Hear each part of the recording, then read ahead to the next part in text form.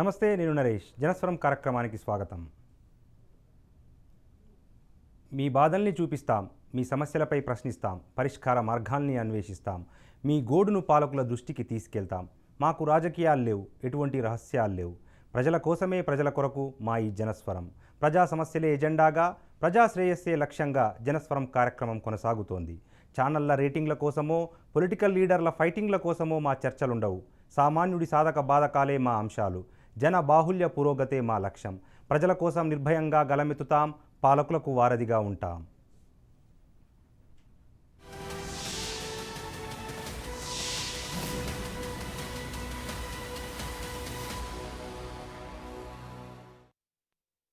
Term లోన్ల మారటోరియంపై సందిగ్ధత కొనసాగుతోంది. Supreme court చివాట్లు పెట్టినా క్లారిటీ ఇచ్చేందుకు కేంద్రం మల్ల గుల్లాలు పడుతోంది. ఆర్బీఐ మాత్రం మారటోరియాన్ని పొడిగించుకుంటూ పోతే బ్యాంకింగ్ రంగం సంక్షోభంలో కూరుకుపోతుందని ఆందోళన వ్యక్తం చేస్తోంది. మరోవైపు అన్ని వర్గాల ప్రజలు మారటోరియాన్ని పొడిగించాల్సిందే, వడ్డీ భారాన్ని తగ్గించాల్సిందే అంటున్నారు. మారటోరియం మొదలపై ఇవాల్టి జనస్వరం. వ్యక్తిగత అవసరాల కోసము, పిల్లల చదువుల కోసము మనం బ్యాంకుల నుంచి రుణాలు తీసుకుంటూ ఉంటాము.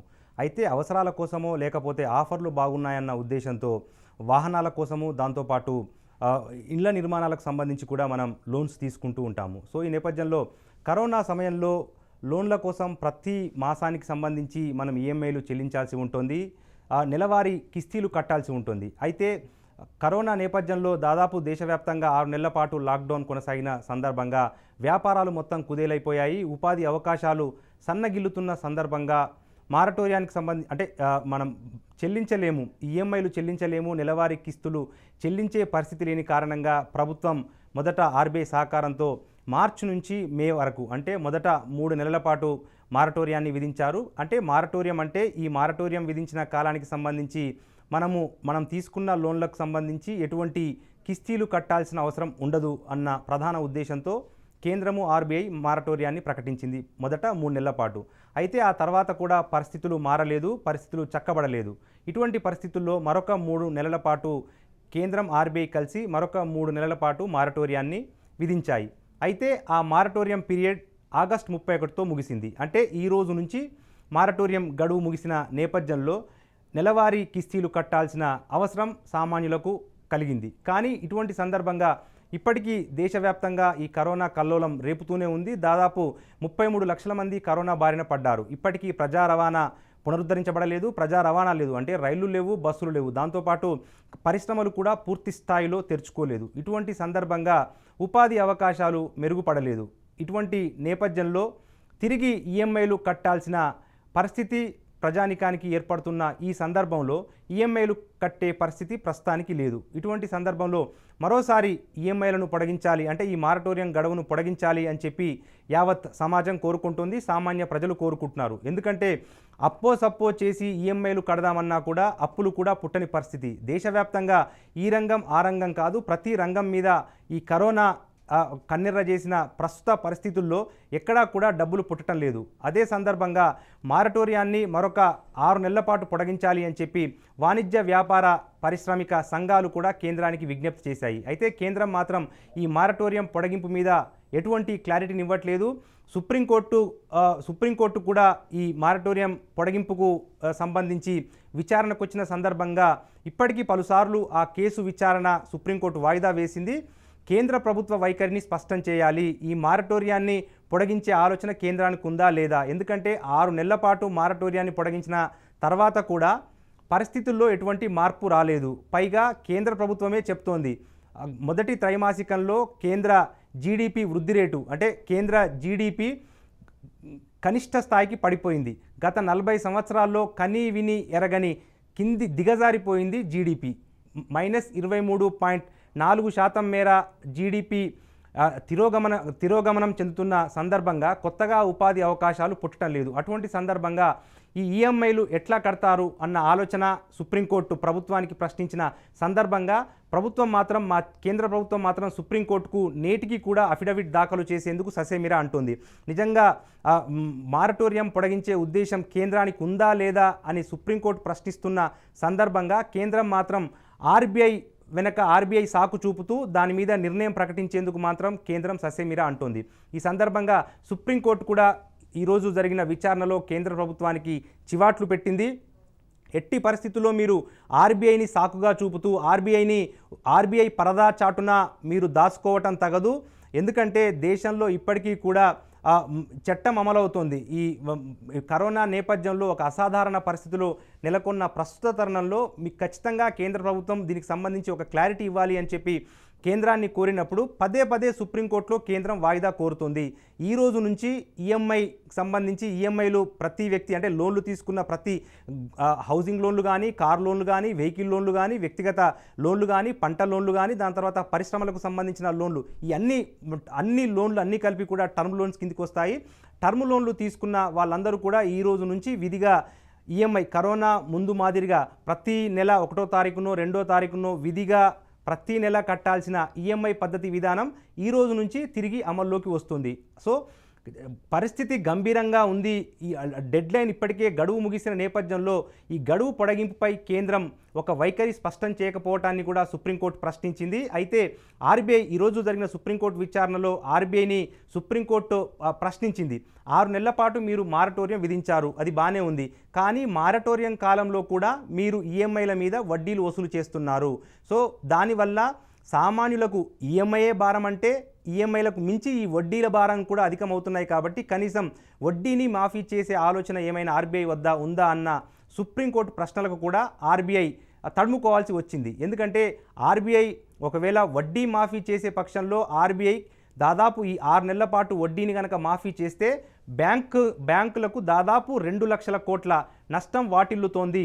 అంటే ప్రజలు కట్టే ఈఎంఐ వడ్డీలతోనే ఆర్బీఐ ద్వారా బ్యాంకులకు దాదాపు 2 లక్షల కోట్ల ఆదాయం సమకూరుతుంది. సో ఈ 2 లక్షల కోట్ల ఆదాయాన్ని వదులుకునేందుకు బ్యాంకులు సిద్ధంగా లేవు. ఎందుకంటే ఈ వడ్డీ మాఫీ అనేది ఎగనెస్ట్ గుడ్ ఎకనామిక్స్, అంటే ఒక ఆర్థిక వ్యవస్థకు ఈ వడ్డీ మాఫీ అనేది ప్రతికూలంగా మారుతుంది.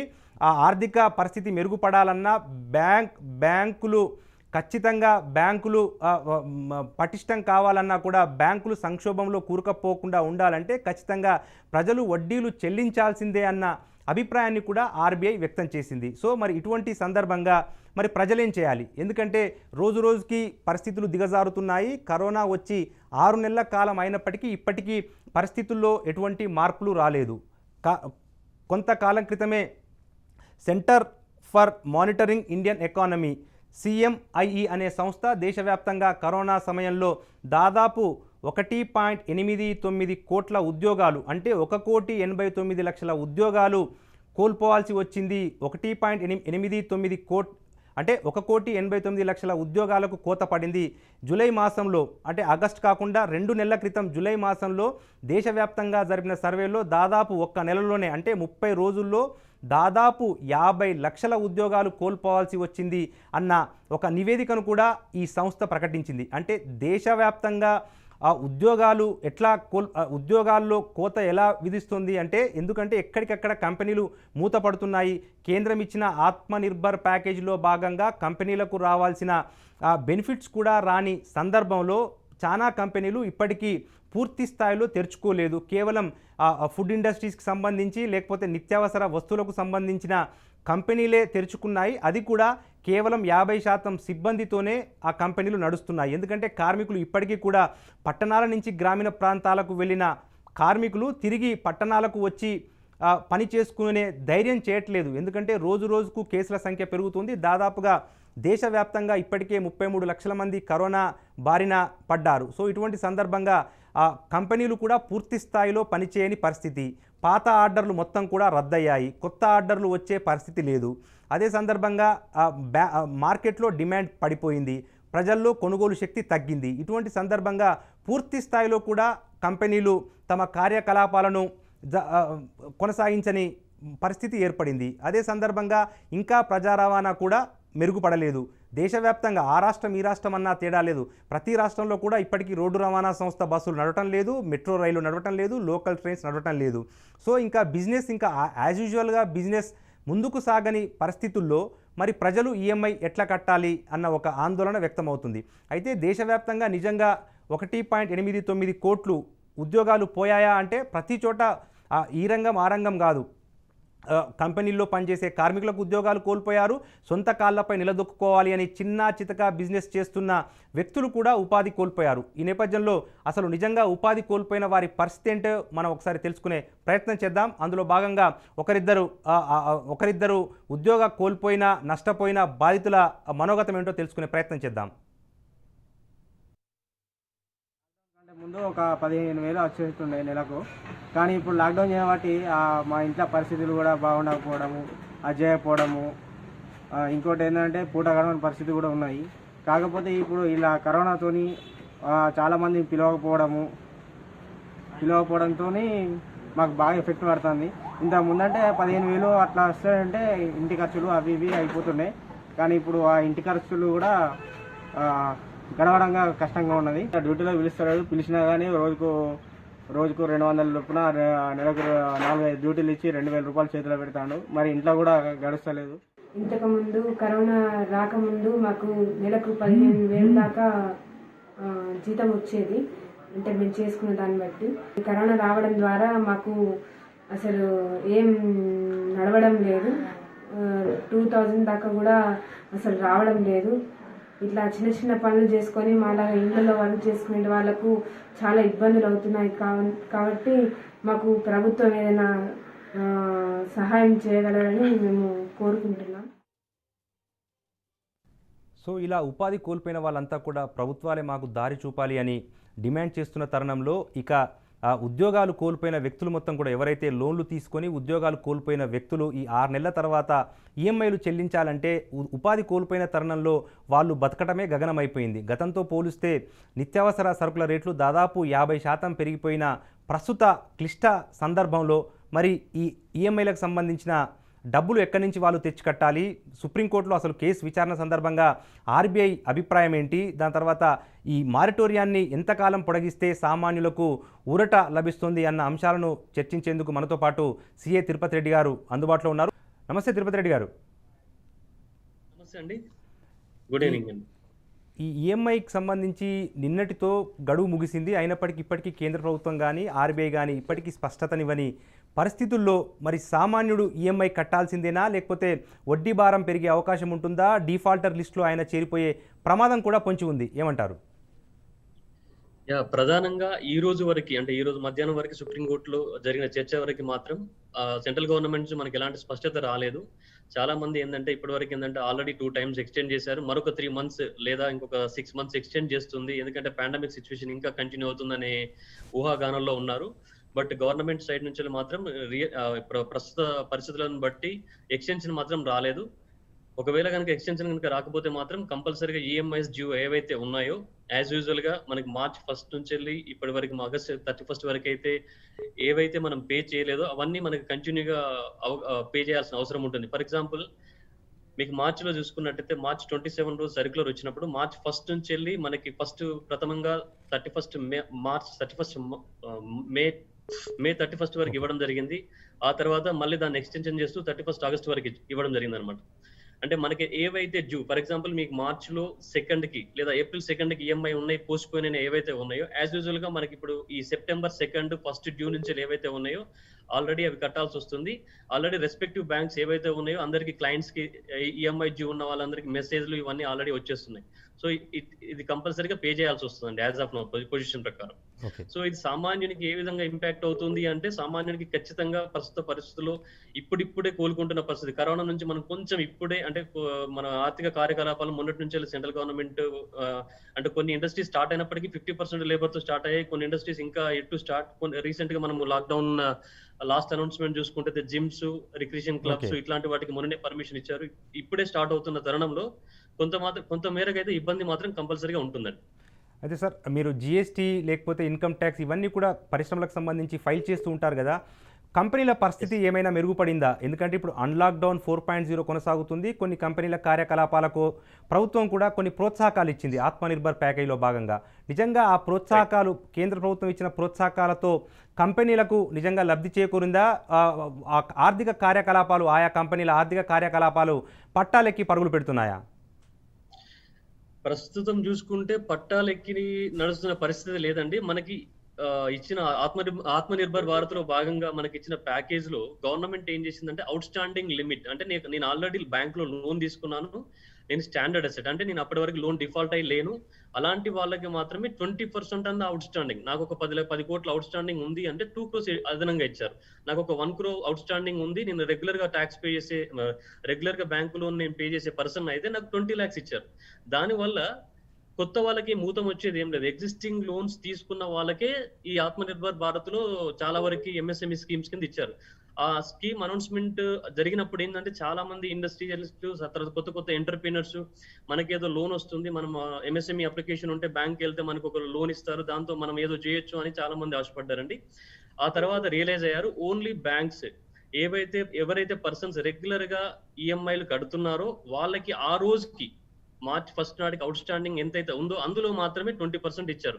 ఆ 20% కనుక చూసుకున్నట్టయితే చాలా వరకు ఆ 20% ఇప్పుడున్న ఏవైతే ఎస్టాబ్లిష్మెంట్ కాస్ట్లు ఉంటాయో, మనకి రెంట్స్ కానీ సాలరీస్ కానీ మిగతా ఖర్చులకే సరిపోతాయి, లేదంటే ఆ టైంకి ఉన్న అవుట్ స్టాండింగ్ క్రెడిటార్స్ కి పేమెంట్ కే సరిపడేలా ఉన్నాయి తప్ప దాంతో రీక్రియేషన్ ఆఫ్ బిజినెస్ మాత్రం ఊతం ఇచ్చేలా లేదు.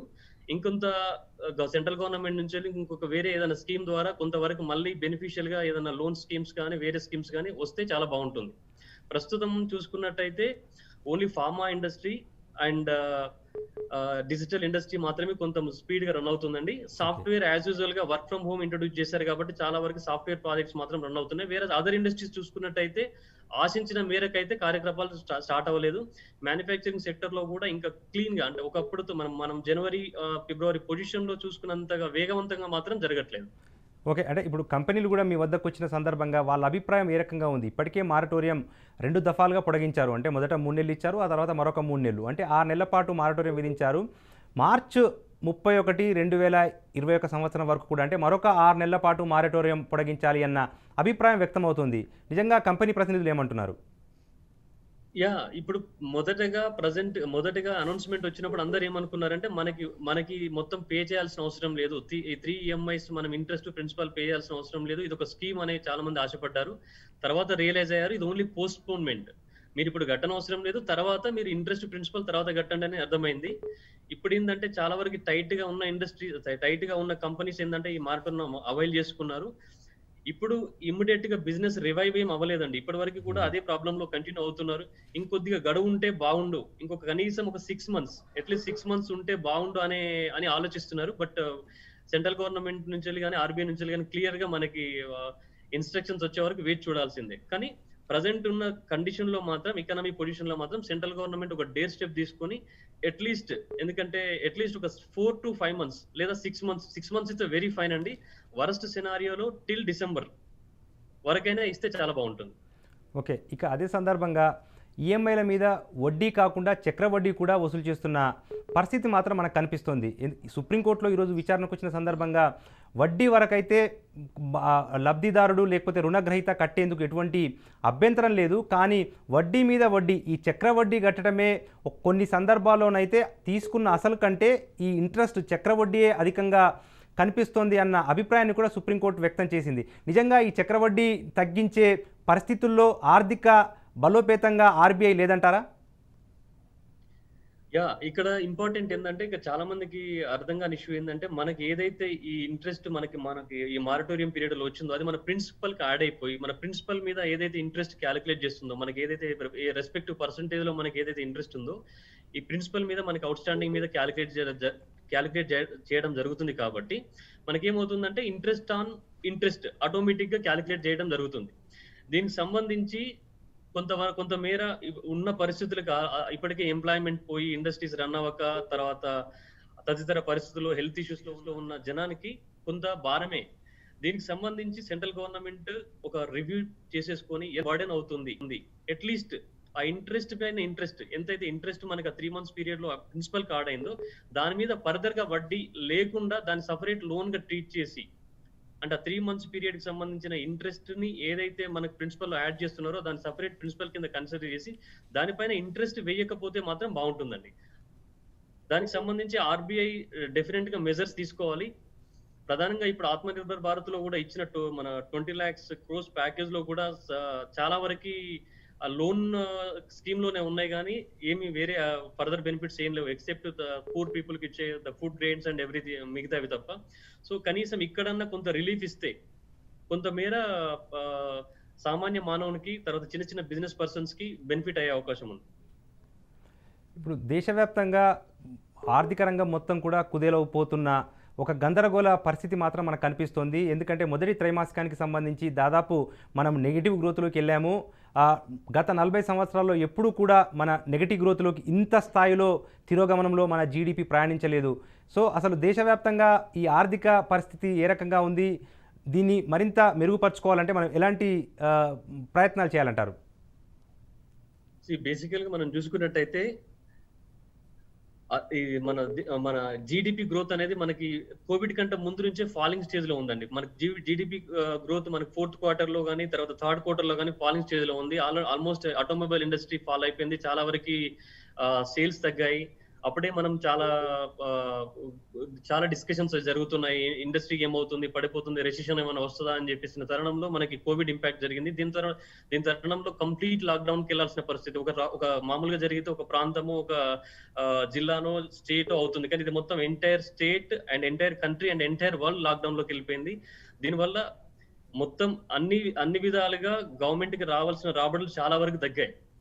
సో దీన్ని సమకూర్చుకోవాలి అంటే కొంతవరకు మళ్ళీ గవర్నమెంట్ ఇప్పుడు క్యాపిటల్ ఇన్ఫ్యూజన్ చేసినప్పటికీ ఇంకొంత మేర ప్రజలకి అందుబాటులోకి వచ్చే విధంగా ఫెసిలిటీస్ కల్పిస్తూ ఏవైతే కొంత మేర ఈ క్రిటికల్ గా ఉన్న పొజిషన్ నుంచి బయటికి రావడానికి ఇప్పుడు కనీసం అట్లీస్ట్ ఈ ఇంట్రెస్ట్ బర్డెన్ అన్న మనకి కొంత మేర మనకి ముందుకు షిఫ్ట్ చేయడం వల్ల కొంత మేర రిలీఫ్ వస్తుంది. తర్వాత ఏవైతే రంగాలు ఇంపాక్ట్ అయినాయో, ఫర్ ఎగ్జాంపుల్ సినీ ఇండస్ట్రీ, తర్వాత టూరిజం ఇండస్ట్రీ, తర్వాత మిగతా ఇండస్ట్రీస్ ఏవైతే చాలా వరకు ఇంపాక్ట్ అయినాయో కేటగరైజ్ చేసేసుకుని, అంటే అన్ని ఇండస్ట్రీస్ కాకపోయినా at least hardly and huge impact aviation industry ఇలాంటి రంగాలని తీసుకొని స్పెషల్ గా కొంత బెనిఫిట్స్ కానీ కొంత ట్యాక్స్ లో రిడక్షన్ కానీ certain period, it's not that continuation period, maybe ఒక 6 months కానీ 8 months కానీ అట్లీస్ట్ సర్టెన్ పీరియడ్ వాళ్ళకి కొంచెం బెనిఫిట్ ఇస్తే వాళ్ళు కొంచెం రివైవ్ అయ్యే ఛాన్స్ ఉంటుంది. ఎందుకంటే ఒక ఇండస్ట్రీ ఈ రోజు మనకు ఒక రివైవ్ అయితే దాంతో పాటు మినిమం ఒక 500 to అంటే ఇండస్ట్రీస్ ని బట్టి 1000 మంది ఉద్యోగులకి అవకాశం దొరికే ఛాన్స్ ఉంది. ఒక ఉద్యోగికి మళ్ళీ ఎంప్లాయ్మెంట్ వచ్చింది అంటే తర్వాత వాళ్ళ ఫ్యామిలీలో ఉన్న మెంబర్స్, తర్వాత వాళ్ళ మీద డిపెండ్ అయ్యే వాళ్ళకి కూడా ఆధారం పొందే అవకాశం ఉంది. కాబట్టి అట్లీస్ట్ అంటే నా ఒపీనియన్ ఏమంటే కేటగరైజ్ చేయండి, అన్ని ఇండస్ట్రీస్ కాకపోయినా అందరి బిజినెస్ మెన్లకు కాకపోయినా ఏవైతే సెక్టార్స్ బాగా ఇంపాక్ట్ అయినాయో వాటిని కేటగరైజ్ చేసేసి వాటికి ఖచ్చితంగా సర్టెన్ బెనిఫిట్ ట్యాక్స్ లో కానీ ఇన్కమ్ ట్యాక్స్ లో కానీ జిఎస్టీ లో కానీ కొంత బెనిఫిట్ ఇస్తే అది డైరెక్ట్ బెనిఫిట్ అవుతుంది అనమాట. ఇప్పుడు ఇచ్చే విధంగా లోన్ తీసుకోండి మీరు తర్వాత రీపే చేయండి అంటే that may not give the full feet to the particular industry. Right. అయితే ఇక అదే సందర్భంగా ఈ వడ్డీ మాఫీ చేయాలి అని సుప్రీంకోర్టు, దాని తర్వాత దేశవ్యాప్తంగా ఆర్థిక నిపుణులు ఆర్బీఐకి సూచిస్తున్న క్రమంలో ఆర్బీఐ మాత్రం మేము ఈ ఈఎంఐల మీద వడ్డీ మాఫీ చేస్తే బ్యాంకులకు దాదాపు 2 లక్షల కోట్లు నష్టం వాటిల్లుతోంది. బ్యాంకులను కాపాడుకునేందుకు సామాన్యుల నుంచి, పారిశ్రామికవేత్తల నుంచి, దాని తర్వాత రుణగ్రహీతల నుంచి వడ్డీ వసూలు చేయాలి అని చెప్పి సుప్రీంకోర్టు చెప్తోంది. సరే, నిజంగా మనం కొంతవరకు అంగీకరించిన గత సంవత్సరము బ్యాడ్ డెట్స్ దాదాపు అంటే ఎన్పిఏ నాన్ పర్ఫార్మింగ్ అసెట్స్ కింద 1,85,000 కోట్ల రుణాన్ని ఆర్బీఐ మాఫీ చేసింది. అంటే ఒకవైపు పారిశ్రామికవేత్తలకు 1,85,000 కోట్ల రుణాలను మాఫీ చేసిన ఆర్బీఐ ప్రజల నుంచి చక్రవడ్డీ వసూలు చేయకుండా మనగలిగే పరిస్థితి లేదంటారా? ఖచ్చితంగా ఆర్బీఐ తలుచుకుంటే చేయొచ్చండి. ఎందుకంటే మనకి మీరు చెప్పినట్టుగా లాస్ట్ ఇయర్ లో చూసుకుంటే అయితే బిగ్ కార్పొరేట్స్ కి 1000 crores 500 crores లైక్ అంటే హ్యూజ్ అమౌంట్ మనకి వేవర్ ఇచ్చేశారు, తర్వాత క్లోజ్ చేశారు ఎన్పిఏ కింద. సో అట్లీస్ట్ ఆర్బీఐ కనుక స్టెప్ తీసుకొని ఇప్పుడు ఇచ్చే బెనిఫిట్ ఏంటంటే కామన్ మెన్ కండి. ఇంతకుముందు లాగా ఒక కామన్ మెన్ కి వచ్చే బెనిఫిట్ ఏంటంటే 20,000 50,000 కావచ్చు. ఆ 20,000 50,000 ని పే చేయడమే అతనికి ఇబ్బంది. కంపల్సరీగా ఆర్బీఐ చేయాలనుకుంటే మాత్రం డెఫినెట్ గా చేయొచ్చు. మీ టీవీ ద్వారా నా సలహా కూడా ఏంటంటే ఆర్బీఐకి కానీ లైక్ సెంట్రల్ గవర్నమెంట్ కానీ డెఫినెట్ గా they have to come up with a scheme. This is very like below poverty line are medium scale people కి చాలా బెనిఫిట్ అవుతుంది. ఆ వడ్డీ మీద వడ్డీ అనేది మాత్రం అడ్వైజబుల్ కాదండి. దాని విషయంలో డెఫినెట్ గా ఒక యాక్షన్ ప్లాన్ తీసేసుకొని ఆ వేవ్ చేస్తే చాలా బాగుంటుంది. దాన్ని సెంట్రల్ గవర్నమెంటే భరిస్తే బెటర్. ఓకే. అయితే ఇప్పుడు జిఎస్టీ ఆదాయం అనుకున్నంత సమకూరలేదు, ఇది ఒక యాక్ట్ ఆఫ్ గాడ్. ఈ పాండమిక్ని మనం ఊహించలేకపోయాం కాబట్టి దైవాధీనంగా భావించి రాష్ట్రాలకు ఇవ్వాల్సిన బకాయిలు ఇవ్వలేము అని చెప్పి కేంద్రం చేతులెత్తేస్తున్న సందర్భంగా అదే కేంద్రం ఈ రుణగ్రహీతలకు సంబంధించి ఎవరైతే లోన్లు తీసుకున్నారో ఈ టర్మ్ లోన్స్ కానీ లేకపోతే ఎడ్యుకేషన్ లోన్స్ కానీ ఇటువంటి వాళ్లకు వడ్డీ మాఫీ చేసే ఆర్థిక స్తోమత కేంద్ర ప్రభుత్వం వద్ద ఉందంటారా? కేంద్ర ప్రభుత్వం సమకూర్చుకోవాల్సిన అవసరం ఉందా లేదా అనేది పక్కకు పెడితే ఈ సిచ్యువేషన్, ఎందుకంటే ఈ రోజు సెంట్రల్ గవర్నమెంట్ కానీ స్టేట్ గవర్నమెంట్ రన్ అవుతుంది ఏంటంటే ప్రజలు ట్యాక్సెస్ రూపంలో డబ్బులు పే చేస్తేనే గవర్నమెంట్స్ రన్ అవుతున్నాయి. ప్రజలు బ్యాంక్స్ లో డబ్బులు పెట్టడం వల్లనే బ్యాంక్స్ మూవ్ అవుతున్నాయి. ప్రజలు ప్రతి రూపీ స్పెండ్ చేయడం వల్లనే వీళ్ళకి వచ్చే రెవెన్యూ వస్తుంది. కాబట్టి ఇలాంటి సమయంలో ప్రజలే క్లిష్ట పరిస్థితుల్లో ఉన్నప్పుడు ఎవరైతే ఒక పౌరుడు ఒక బిజినెస్ మ్యాన్ ఎవరైతే తన కష్టార్జితంలో మన పర్సంటేజ్ ఆఫ్ తనకు వచ్చే రెవెన్యూలో ఇన్కమ్ ట్యాక్స్ రూపంలో జిఎస్టీ రూపంలో గవర్నమెంట్ నడవడానికి ప్రజల వెల్ఫేర్ కోసం ట్యాక్సెస్ పే చేస్తున్నాడు. కాబట్టి ఇలాంటి క్లిష్టమైన పరిస్థితుల్లో సెంట్రల్ గవర్నమెంట్ డెఫినెట్ గా బేర్ చేయాలి. ఒకవేళ చేయలేని పరిస్థితుల్లో ఉన్నా కూడా దానికి సంబంధించిన అమౌంట్ ఏదో విధంగా సమకూర్చుకోవాలి. ఇప్పుడు చైనాతో వారు వచ్చింది, ఇమీడియట్ గా 1 lakh మన 50,000 crores సర్టెన్ అమౌంట్ అరేంజ్ చేసేసుకొని ముందుకెళ్ళిపోతున్నారు. అలానే దీంట్లో కూడా వెళ్లాల్సిన అవసరం ఉంది. Right, thank you Tirupati Reddy గారు. అంటే నిపుణుల సలహాలు సూచనలు మనం పరిగణలోకి తీసుకుంటే కనుక ఆర్బీఐ ఖచ్చితంగా చక్రవడ్డీకి సంబంధించి, అంటే వడ్డీ మాఫీ చేయలేకపోయినా చక్రవడ్డీకి సంబంధించి కొన్ని రాయితీలు ఇస్తే బాగుంటుంది అన్న అభిప్రాయాన్ని నిపుణులు వ్యక్తం చేశారు. దాంతోపాటు రుణాలను రీషెడ్యూల్ చేయాల్సిన అవసరం ఉంటుంది. ఎందుకంటే ఈ 6 నెలల పాటు ఎటువంటి వ్యాపార కార్యకలాపాలు సాగలేదు, ఉపాధి అవకాశాలు కూడా మెరుగుపడలేదు. చాలా కోట్ల మంది ఉద్యోగాలు పోయిన సందర్భంగా ఈ రుణాలను 2 సంవత్సరాల పాటు రీషెడ్యూల్ చేయడం ద్వారా వారికి కొంత ఊరటనిచ్చినట్టు అవుతుంది, కొంత సామాన్యులకు ఉపశమనం కలుగుతుంది అన్న అభిప్రాయాన్ని కూడా వ్యక్తం చేస్తున్నారు. సో ఇది ఈరోజు జనస్వరం కార్యక్రమం. మరో అంశంతో మరో రోజు కలుద్దాం. అప్పటి వరకు చూస్తూనే ఉండండి రాజ్ న్యూస్.